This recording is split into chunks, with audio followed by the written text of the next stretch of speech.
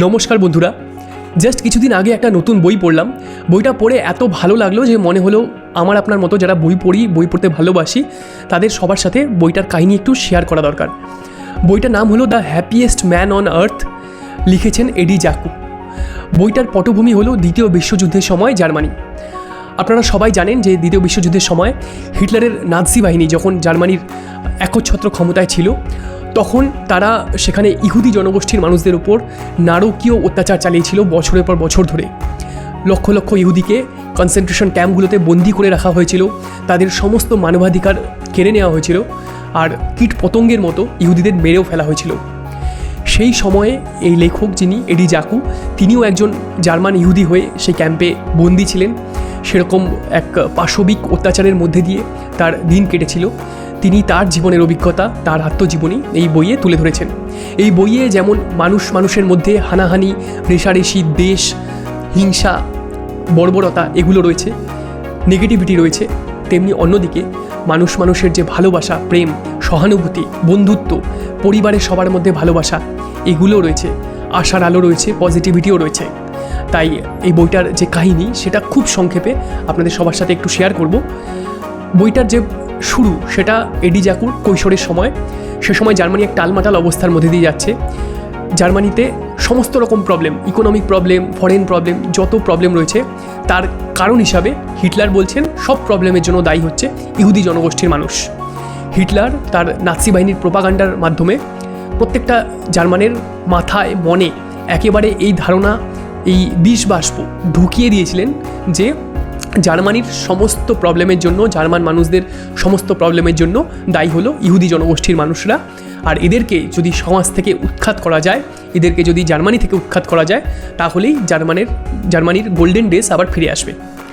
তো সে সময় একেবারে সমস্ত সামাজিক ক্ষেত্র থেকে ইহুদিদের বয়কট করা হচ্ছিল। স্কুল, কলেজ, ইউনিভার্সিটিগুলো থেকে ইহুদি স্টুডেন্টদের বের করে দেওয়া হচ্ছিল। বিভিন্ন চাকরির প্রতিষ্ঠানগুলো থেকে ইহুদিদের বের করে দেওয়া হচ্ছিল। ইহুদিদের দোকান, বাড়িঘর সব ভেঙে চুড়ে জ্বালিয়ে দেওয়া হচ্ছিল। অর্থাৎ সামাজিকভাবে যে দিক দিয়ে পারা যায় হিটলারের নাৎসি বাহিনী ইহুদিদের ওপরে এরকম দমনপীড়ন শুরু করে দিয়েছিল। সেই সময় এডি জ্যাকু লেখক লিখছেন যে তার প্রথমেই বলি, লেখক একটা নিতান্ত সাধারণ ইহুদি ফ্যামিলিতে জন্মেছিলেন। সেখানে তার বাবা, মা, ঠাকুমা, ভাই বোন এরা সবাই মিলে তারা থাকতেন। আর এই কথাটা তিনি বারবার বলেছেন যে তার জন্মের পর তিনি তার বাবার কাছে, তিনি তার ফ্যামিলির প্রত্যেকের মধ্যে এটা দেখেছেন যে সবাই নিজেদের রিলিজিয়াস আইডেন্টিটির থেকে অনেক বেশি করে প্রাধান্য দিত তাদের যে জার্মান আইডেন্টিটি ছিল সেটাকে। অর্থাৎ তারা কিন্তু প্রত্যেকেই, তার ফ্যামিলির প্রত্যেকে জার্মানির নাগরিক হিসাবে গর্ববোধ করতেন। তারা কোনোদিনও ভাবতে পারেননি যে তাদেরই প্রতিবেশী, তাদেরই বন্ধু বান্ধব এরাই একসময় তাদের ভবিষ্যতে তাদেরকে নিজেদের শত্রু হিসাবে ধরে নেবে। লেখক বলছেন যে সময় সমস্ত স্কুল, কলেজ, ইউনিভার্সিটিগুলো থেকে জার্মান স্টুডেন্টদের বের করে দেওয়া হচ্ছিল, সে সময় তার বাবা তিনি তার জন্য এমন একটা পদক্ষেপ নেন যেটা সত্যি দুঃসাহসিক ছিল। এডি জ্যাকুর বাবা তিনি বারবার এটা তাকে বলতেন যে কোনো মানুষের জীবনে শিক্ষার ভীষণ দরকার। শিক্ষা ছাড়া কোনোদিন কোনো মানুষ বড় হতে পারে না, জীবনে দাঁড়াতে পারে না। তাই ছেলে যদি ইউনিভার্সিটিতে, কলেজে ভর্তি হতে না পারে, তাহলে সেই ছেলের জীবনে কি হবে, তার ভবিষ্যৎ কী হবে, সে নিয়ে তিনি ভীষণ আশঙ্কায় ছিলেন। তাই ছেলের পড়াশোনায় যাতে কোনো ব্যাঘাত না ঘটে, তিনি সেটা এনশিওর করতে এডি জ্যাকুর জন্য তার পরিচয় পাল্টে একটা ফোর্জ করা বা তার একটা নকল আইডি কার্ড বানিয়ে নিয়ে আসেন। ভাবুন, একজন বাবা তার ছেলে যাতে পড়াশুনো করতে পারে, শিক্ষা প্রতিষ্ঠানে ভর্তি হতে পারে, সেজন্য ছেলের নামে একটা ফেক আইডেন্টিটি কার্ড বানাতে বাধ্য হচ্ছে। কীরকম অবস্থায় সমাজটা গিয়ে পৌঁছেছিল। এডি জ্যাকুর বাবা একটা ফেক আইডি কার্ড বানিয়ে নিয়ে আসেন। সেই আইডি কার্ডটা একজন জার্মান ছেলের নামে বানানো হয়েছিল। সেই আইডি কার্ড নিয়ে এডি জ্যাকু তার বাড়ি থেকে অনেক দূরে একটা ইউনিভার্সিটিতে মেকানিক্যাল ইঞ্জিনিয়ারিং পড়তে ভর্তি হন। তিনি যে বছর সেই ইউনিভার্সিটিতে পড়াশুনো করছিলেন, একবারের জন্য পরিবারের কারোর সাথে তিনি দেখা করতে পারেননি, বাড়িতে আসতে পারেননি, কোনো যোগাযোগ রাখতে পারেননি। কারণ যদি তিনি বাড়ির সাথে কোনো রকমভাবে যোগাযোগ করার চেষ্টা করতেন আর সেটা যদি কেউ জানতে পেরে যেত, তার পরিচয় যদি কোনোভাবে ফাঁস হয়ে যেত, তাহলে তাকে ইউনিভার্সিটি থেকে তো বের করে দেওয়া হতোই, তার সাথে সাথে হয়তো তার ঠিকানা হতো জেল। আর তার বাড়ির যারা পরিবার রয়েছেন তাদেরকেও জেলে যেতে হতো, কিংবা হয়তো আরও কোনো ভয়ঙ্কর পরিণতি অপেক্ষা করত। তাই তিনি লিখেছিলেন যে তার পুরো যে স্প্যানটা, তার যে সময়টা তিনি পড়াশুনো করছিলেন ইউনিভার্সিটিতে, এক দিনের জন্য তিনি পরিবারের কারোর সাথে যোগাযোগ করতে পারেননি। প্রত্যেকটা রাত্রে তিনি কাঁদতেন, ভাবতেন বাড়ির কথা, কী ঘটছে বাড়িতে। দাঁতে দাঁত চেপে তিনি খুব সিনসিয়ারিটির সাথে তার কোর্স কমপ্লিট করেন, আর কলেজের একেবারে টপারদের মধ্যে তিনি একজন ছিলেন।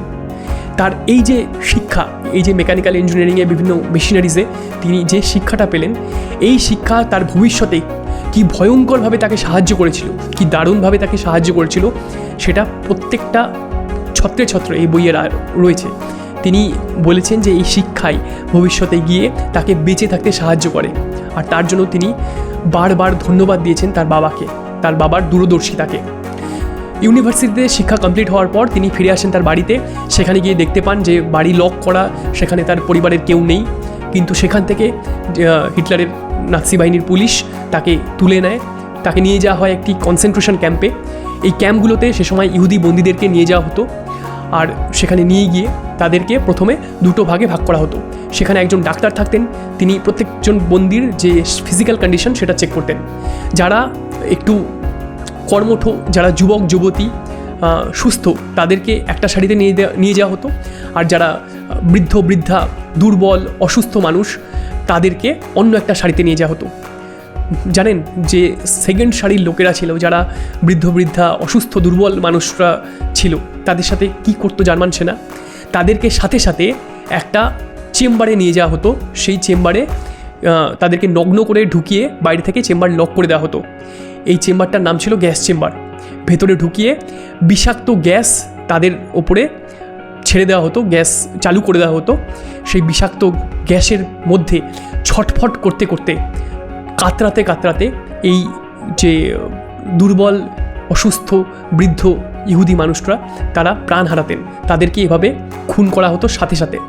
লেখক এডি জাকু বলেছেন যে তার নিজের বাবা মাকে তিনি চোখের সামনে এই গ্যাস চেম্বারে মারা যেতে দেখেছেন। সেই দিনটা তার সারা জীবনের শেষ দিন পর্যন্ত তার জীবনের একটা অভিশপ্ত দিন হয়েছিল, কোনোদিনও ভুলতে পারেননি। যাদেরকে বাঁচিয়ে রাখা হতো তাদেরকে শুধু শুধু বাঁচিয়ে রাখা হতো না, তাদেরকে দিয়ে কাজ করানোর জন্য তাদেরকে বাঁচিয়ে রাখা হতো। তাদেরকে উদয়াস্ত খাটানো হতো। যারা সুস্থ মানুষ ছিলেন, সুস্থ ইহুদি ছিলেন, একটু যুবক যুবতী কম বয়সী ছিলেন, তাদেরকে উদয়াস্ত বিভিন্ন কোল মাইনে, বিভিন্ন ওয়েপন্স ফ্যাক্টরিতে এইসব জায়গায় খাটানো হতো। তাদের গলায় এমন সব প্ল্যাকার্ড ঝুলিয়ে দেওয়া হতো যেখানে লেখা থাকতো, যদি 3টে ভুল হয় তাহলে তোমাকে সাথে সাথে গুলি করে দেওয়া হবে, যদি 4টে ভুল হয় তাহলে সাথে সাথে তোমাকে ফাঁসিতে চড়িয়ে দেওয়া হবে। চিন্তা করুন সেই মানুষগুলোর অবস্থা। তারা বেঁচে থাকলেও তাদের বেঁচে থাকার প্রত্যেকটা মুহূর্ত যেন নরকের মতো হয়ে উঠেছিল। লেখক বলেছেন যে তিনি তার ইউনিভার্সিটিতে যে কোর্সটা করেছিলেন, যে মেকানিক্যাল ইঞ্জিনিয়ারিংটা তিনি শিখেছিলেন, সেই স্কিল সেট তাকে বাঁচিয়ে রাখতে সাহায্য করে। কিভাবে? কারণ সে সময় জার্মান সেনা তারা এমন কিছু ইহুদিদের খুঁজছিল যাদের মধ্যে কিছু স্পেশাল স্কিল সেট আছে যেগুলোকে তারা ইউজ করতে পারবে। কারণ এই বন্দীদেরকে কোনো রকম মাইনে দিতে হবে না, কোনো স্যালারি দিতে হবে না, কিন্তু তাদেরকে দিয়ে তাদের স্কিল সেটগুলোকে ইউজ করে খুব ভালোভাবে এদেরকে খাটিয়ে নেওয়া যাবে, এদের দিয়ে বিভিন্ন রকম কাজ করিয়ে নেওয়া যাবে। তাই এডি জাকুকে যখন তারা জানতে পারে যে এডি জাকুর এরকম একটা ডিগ্রি রয়েছে, তার এরকম স্কিল সেট রয়েছে, তখন তাকে ইকোনমিক্যালি ইন্ডিসপেন্সেবল জিউ, অর্থাৎ অর্থনৈতিকভাবে ভীষণ গুরুত্বপূর্ণ একজন ইহুদি হিসাবে তাকে একটা লিস্টে অন্তর্গত করা হয়। আর তাকে দিয়ে বিভিন্ন যন্ত্রপাতির মেরামত করা, রিপেয়ার করা, গিয়ার বক্স বানানো, বিভিন্ন হাসপাতালের বায়োমেডিক্যাল ইঞ্জিনিয়ারিংয়ের যন্ত্রপাতি রিপেয়ার করা, এরকম বিভিন্ন কাজ করানো হতো। সকাল থেকে রাত্রি পর্যন্ত খাটানো হতো। কখনো কখনো তার সাথে সাথে কোল মাইনেও কাজ করানো হতো। তিনি সে সময়ের কাজের যে বর্ণনা দিয়েছেন, যে সকালবেলা যখন সব যে বন্দিরা কাজ করতে যেত, তখন কেউ যদি একটুও দুর্বল হয়ে কোনোভাবে লাইন থেকে বিচ্যুত হয়ে যেত বা চলতে পারছে না, হঠাৎ করে পড়ে গেল, থেমে গেল, এরকম কোনো সিচুয়েশন আসতো, সাথে সাথে জার্মান সেনা তাদের গুলি করে মেরে ফেলতো। সাথে সাথে একটুও হেজিটেট করতো না গুলি করতে। সেই কনসেন্ট্রেশন ক্যাম্পগুলোতে তাদেরকে সারাদিনে খেতে দেওয়া হতো শুধু পাউরুটি আর চা। সেই চাতে জার্মান সেনা মিশিয়ে দিত ব্রোমাইড, যাতে রোজ এই ব্রোমাইড মেশানো চা খেয়ে ইহুদিদের জননতন্ত্র নষ্ট হয়ে যায়, তারা যাতে আর বংশবিস্তার না করতে পারে। কতটা পৈশাচিক পরিকল্পনা ভেবে দেখুন একবার। রাত্রের বেলা তাদেরকে শুতে দেওয়া হতো নগ্ন করে, যাতে কিনা বাইরের তখন টেম্পারেচার থাকতো -20 -25 ডিগ্রি এরকম, যাতে এরকম ঠান্ডার মধ্যে কেউ যাতে পালাতে না পারে, কারণ নগ্ন হয়ে পালাতে গেলে দুপা গেলেই মানুষ সেই ঠান্ডায় সেই শীতে মারা পড়বে। চাই যাতে রাতের বেলা ক্যাম্পের থেকে কোনো বন্দি পালাতে না পারে, সেজন্য তাদেরকে নগ্ন করে শোয়ানো হতো। তাদের কোনো ল্যাট্রিন, বাথরুম, টয়লেট কিছু ছিল না। তাদেরকে এই কাজগুলো করতে হতো লোকচক্ষুর সামনে, সমস্ত লজ্জা বিসর্জন দিয়ে বন্য পশুর মতো করে। ভেবে দেখুন কীরকম নারকীয় অত্যাচার সেই মানুষগুলোকে সহ্য করতে হয়েছিল, ভাবলে আমাদের গা শিউরে উঠবে।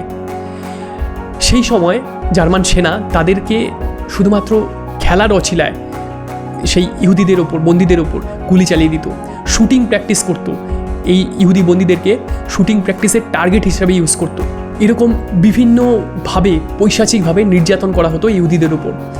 লেখক এডি জাকু তিনি তার জীবনের একটা লম্বা সময় এই কনসেন্ট্রেশন ক্যাম্পে কাটিয়েছিলেন। কুখ্যাত অসউইটজের যে কনসেন্ট্রেশন ক্যাম্প ছিল সেখানে তিনি বন্দী হয়েছিলেন। সেই সময়টা তিনি এই পুরো বইয়ের কাহিনীতে তুলে ধরেছেন।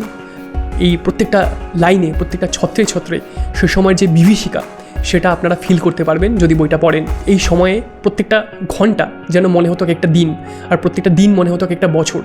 এতটাই চ্যালেঞ্জিং ছিল সেই সময়ে ওই বন্দিদশায়, ওই ক্যাম্পের মধ্যে বেঁচে থাকা।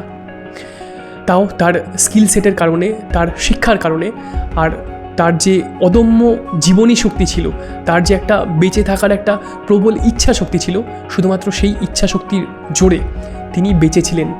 তিনি কোনোদিনও এই যে পরিস্থিতি, তাই সেই পরিস্থিতির মধ্যে তিনি আশা ছাড়েননি। তিনি আশা করেছিলেন যে একদিন তিনি মুক্তি পাবেন, একদিন স্বাধীনতা পাবেন, একদিন তিনি খোলা আকাশে স্বাধীন মানুষ হিসাবে শ্বাস নিতে পারবেন। সেই যে একটা অদম্য চেষ্টা শক্তি, একটা অদম্য জীবনী শক্তি, সেটাই তাকে বাঁচিয়ে রাখে। আর তিনি ভগবানের কাছে প্রমিস করেছিলেন যদি কোনো দিন তিনি মুক্তি পান এই পরিস্থিতি থেকে, তাহলে আর কোনো দিনও তিনি জার্মানির মাটিতে ফিরে আসবেন না। আর তার বাকি সারাটা জীবন তিনি সুখে কাটাবেন, খুশিতে কাটাবেন। জীবনে আর কোনো দিন তিনি দুঃখী হবেন না, আর অন্য কোনো মানুষকে তার কারণে দুঃখিত হতেও দেবেন না। তার সেই প্রমিসটা তিনি কিন্তু রেখেছিলেন তার জীবনের শেষ দিন পর্যন্ত। জার্মানি যখন দ্বিতীয় বিশ্বযুদ্ধের একেবারে শেষে প্রায় হেরে যাবার মুখে, জার্মান সেনা বুঝতে পেরে গেছে যে তারা আর যুদ্ধে জিততে পারবে না, তাদেরকে সারেন্ডার করতে হবে। একদিক থেকে রাশিয়ান আর্মি জার্মানির বর্ডারে চলে এসছে, অন্যদিক থেকে আমেরিকান আর্মি চলে এসছে। সে সময় যে কজন ইহুদি অবশিষ্ট ছিলেন, কারণ আপনাদের আগেই বলেছি ইহুদিদের সে সময় কীটপতঙ্গের মতো মেরে ফেলা হতো, সে সময় যে কজন ইহুদি অবশিষ্ট ছিলেন তাদেরকেও জার্মান সেনা মেরে ফেলার পরিকল্পনা করেছিল। কারণ এই যে কজন ইহুদি বেঁচে ছিলেন, এরা যদি আন্তর্জাতিক মিডিয়ার কাছে, বাইরের দেশগুলোর কাছে এটা ফাঁস করে দিত যে বিগত এত বছর জার্মান সেনা কিভাবে অকথ্য নারকীয় অত্যাচার চালিয়েছিল ইহুদিদের ওপর, আর কিভাবে লক্ষ লক্ষ ইহুদিদের মেরে ফেলা হয়েছিল, সেই সত্যিটা এই অবশিষ্ট যারা ইহুদি ছিল তাদের ফাঁস করে দেওয়ার একটা ভয় পেয়ে গেছিলো জার্মান সেনা, যে এরা যদি বাইরে বেরিয়ে যায়, এরা যদি স্বাধীন হয়ে যায়, তাহলে পরে কিন্তু এরা তাদের কুকীর্তির কথা পুরো আন্তর্জাতিক মিডিয়ার কাছে ফাঁস করে দিতে পারে। সেই ভয় থেকে যে কজন ইহুদি বেঁচে ছিলেন তাদেরকেও মেরে ফেলতে চেয়েছিল। সেই অবস্থা থেকে কোনোভাবে লেখক এডি জাকু তিনি পালিয়ে তার জীবন বাঁচান। ক্যাম্পের থেকে কোনো রকমে পালিয়ে তিনি জার্মানির বর্ডারে বাইরে চলে আসেন, আর সেখানে আমেরিকান সেনা তাকে উদ্ধার করে। তার এভাবে স্বাধীনতা পাওয়ার পর, মুক্তি পাওয়ার পর যখন যুদ্ধ শেষ হয়ে যায়, তারপরে তিনি কিছুদিনের জন্য বেলজিয়ামে শিফট করেন। কিন্তু বেলজিয়ামে গিয়ে সেখানেও তিনি দেখেন যে সেখানেরও বহু মানুষ তারা এক ইহুদি বিদ্বেষী মনোভাব সেখানে পোষণ করছে। সেখানে এমন অনেক মানুষ রয়েছে যারা জার্মানদের মতোই ইহুদিদের সহ্য করতে পারছে না। তখন তিনি সেখান থেকে অস্ট্রেলিয়ায় শিফট করেন, সেখানেই তিনি বিয়ে করে সেটেল করেন, তার নতুন ফ্যামিলি শুরু করেন। সেখানে তার দুজন পুত্র সন্তান হয়, ছেলে হয়, আর সেখানে তার একটা নতুন ফ্যামিলি শুরু হয়। এডি জাকু ভগবানকে যে প্রমিস করেছিলেন যে তিনি যদি মুক্ত হতে পারেন তাহলে জীবনের শেষ দিন পর্যন্ত তিনি খুশি থাকবেন, সেই প্রমিস কিন্তু তিনি রেখেছিলেন। তিনি নিজে যেমন খুশি থেকেছেন, তিনি তার সমাজে অন্য যারা মানুষ তাদেরকেও খুশি থাকার, সুখে থাকার জন্য তিনি বারবার বলে গেছেন। আমরা আজ আমাদের জীবনে যে ছোটোখাটো বিষয় নিয়ে ফ্রাস্ট্রেটেড হয়ে যাই, ডিপ্রেসড হয়ে যাই, সেই যে ডিপ্রেশনগুলো, ফ্রাস্ট্রেশনগুলো, সেগুলো এই মানুষটার যে জীবনের চ্যালেঞ্জ ছিল, জীবনের যে স্ট্রাগল ছিল, সেগুলোর কাছে একেবারে ফিকে হয়ে যায়। এই মানুষটার জীবন দেখে আমরা এক নতুন আশার আলো পাই, যে হাজার ঝঞ্ঝার মধ্যেও, হাজার জীবনের ক্রাইসিসের মধ্যেও আমরা আশার আলো যেন কখনো দেখা বন্ধ না করি, আমরা যেন কখনো হেরে না যাই। একটা অদম্য ইচ্ছা শক্তি যেন সবসময় আমাদেরকে মোটিভেট করে। এডি জাকু তার মুক্তি পাবার পর, অস্ট্রেলিয়া সেটেল করার পর সারা জীবন বহু ইহুদিদের সাহায্য করেছেন নানাভাবে, চাকরি দিয়ে, আরও নানা উপায়ে। তিনি শুধুমাত্র ইহুদিদেরই বলবো না, সমাজের যে কোনো মানুষকে তিনি যতভাবে পেরেছেন সাহায্য করেছেন। আর তার জীবনের যে কথা, তার যে এরকম একটা জীবনের যে অভিজ্ঞতা, সেই অভিজ্ঞতাকে তিনি বিভিন্ন পাবলিক প্ল্যাটফর্মে শেয়ার করেছেন। টেডেক্সের তিনি যে প্ল্যাটফর্ম ছিল সেখানেও শেয়ার করেছেন, যাতে মানুষ, আগামী জেনারেশন জানতে পারে যে ইহুদিদের ওপরে সে সময় কীরকম অত্যাচার হয়েছিল, কীরকম নারকীয় অত্যাচার হয়েছিল। আমাদের জীবনেও আমরা এরকম অনেক সময় দেখে থাকি যে কিছু মানুষ শুধুমাত্র নিজেদের স্বার্থসিদ্ধির জন্য আমাদের মনটাকে কোনো একটা স্পেসিফিক মানুষ বা কোনো একটা স্পেসিফিক গোষ্ঠীর বিরুদ্ধে বিষিয়ে দিতে চায়। বিভিন্নভাবে একটা হিংসা, ঘৃণার একটা বিষ বাষ্প আমাদের মনে ঢুকিয়ে দিতে চায়, আর অনেক ক্ষেত্রে তারা সফল হয়ে যায়। আর যখন তারা সফল হয়ে যায়, তখন আমাদের নৈতিকতাবোধ, মানবিকতা এগুলো কাজ করা বন্ধ করে দেয়। আমরাও হয়তো সেই জার্মানির যে নাৎসি বাহিনী ছিল তাদের মতো ইরেশনালি, কোনো রকম নৈতিকতা ছাড়া, মানবিকতা ছাড়া অনেক সময় রিয়াকশন করা শুরু করে দিই। সেই যে ঘৃণার বিষবাষ্প, সেটাই আমাদেরকে বর্জন করতে হবে। সেটাই এডি জাকু বলেছেন তার এই বইতে, the happiest man on earth. এই বইটা আমাদের জীবনে একটা মোটিভেশনের সোর্স, আমাদের জীবনে একটা পজিটিভিটির সোর্স। আমরা কি করে হাজার ঝড়ঝঞ্ঝার মধ্যেও আমাদের ইচ্ছা শক্তিকে অটুট রেখে এগিয়ে যেতে পারি, কিভাবে আমাদের হাজার জীবনের প্রতিকূলতাকে জয় করে এগিয়ে যেতে পারি, আর কি করে আমরা ভালো থাকতে পারি, খুশি থাকতে পারি, আর আমাদের আশেপাশের আমাদের পরিবার, বন্ধু বান্ধবের সবাইকে খুশি রাখতে পারি, সেটার একটা বড় শিক্ষা এই বইটা থেকে পাওয়া যায়। আশা করি বইটা যারা পড়বেন তাদের অবশ্যই আমার মতোই ভালো লাগবে। আজকের ভিডিও এখানেই শেষ করছি। এরকমই আরও কোনো ইনফরমেটিভ ভিডিও নিয়ে দেখা হবে খুব তাড়াতাড়ি।